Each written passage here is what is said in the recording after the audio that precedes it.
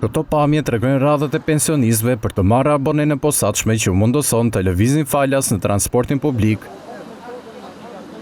e cilësojnë si një prej halleve të shtuara të pleqërisë dhe shqetësimit më vete. Ku me zemër, ku me kokën, ku me këmbët. Marrin pensionin, marrin edhe abonet, përse do vinë këtu kështu?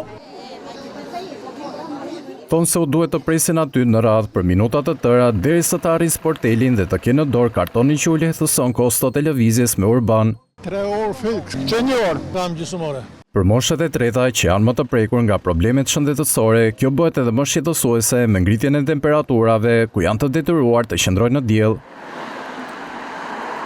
Dimër bie shi, tash na djeg dielli. Po, dielli na bë na pjek, na bë pse këtë ç'a më bëna. Për të shmangur këto pamje çdo fund muaj, pensionistët kërkojnë shtimin e pikave të lëshimit të abones ose zgjatjen e afatit të vlefshmërisë për të.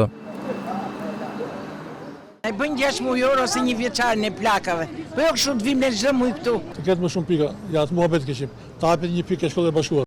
Që për 1 janari 2025, pensionistët e Tiranës u dotojnë falas në transportin urban duke përfituar abonen e pensionistit. Për të përfituar, të mbëshuarit duhet të paraqiten pranë njësisë administrative për të bërë regjistrimin dhe çdo fund muaj u duhet ta tërheqin në 8 pikat e shpërndarjes.